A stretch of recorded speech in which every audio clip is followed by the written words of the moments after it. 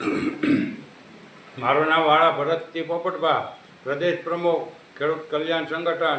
અત્યારે સુરેન્દ્રનગરના ખોંડ ગામ અને આજુબાજુના વિસ્તારના કલ્યાણપુર વગેરે ગામની અંદર અને કાલે પાછા જેતપર મોરબી તાલુકાની જિલ્લાની અંદર એટલે વીજ કંપની પાવર ગ્રેડ છે કે અદાણી વગેરે જે વીજ કંપનીઓ કચ્છમાં, જામનગર, મોરબી, સુરેન્દ્રનગર વિવિધ 26 જેટલા જિલ્લામાં જે બે ધડક અને દાદાગીરી કરી અને ગુંડાગીરી કરી અને ખેડૂતોની મંજૂરી વગર કે ખેડૂતોને વળતર આપ્યા વગર અને ખેડૂતોની કોઈ માંગણી સ્વીકાર્યા વગર આડેધડ ખેડૂતોના ખેતરમાં મોટા મોટા વીજ ટાવરો ઊભા કરે છે.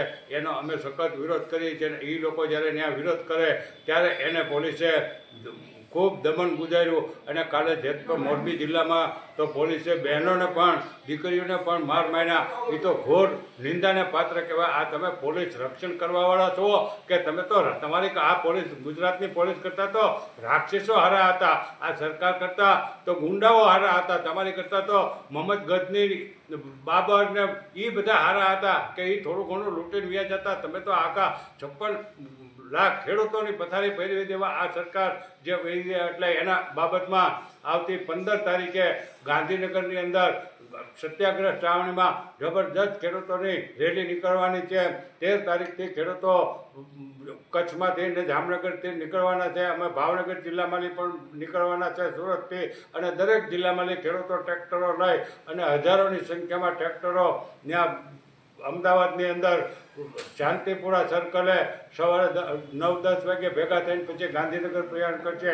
એમાં ગુજરાતભરના ખેડૂતોને અને ખેડૂત આગેવાનોને અને ધાર્મિક સંસ્થાના અને તમામ પક્ષના જેના હૈયામાં ખેડૂતોનું હિત સમાયેલું હોય એવા તમામ નેતાઓને હાજરી આપવી જોઈએ. આ ખેડૂતોના પ્રશ્ન છે, આ કોઈ રાજકીય પક્ષનો પ્રશ્ન નથી, પણ જેના હૈયામાં ખેડૂતોનો હેત હોય એને આવવું જોઈએ. બાકી જેને કંપનીની વાહવાહી કરવી છે અને કંપની માટે જેના કામ કરવું છે એ આ ખેડૂતોની બાબતમાં આવવાના નથી અને સરકારની વાહવાહી કરવાની છે. પણ આ વખતે સરકારને જડબાતોડ જવાબ આપવાનો છે અને સરકાર જો આમાં નહીં સુધરે તો આમાં ચૂંટણીની હવે વાત જોવાની નથી. માથા કપાઈ જાય તો કુરબાન છે, બાકી લડી લેવાનું છે. એ વાત 100%ની છે. જય હિન્દ, જય ભારત.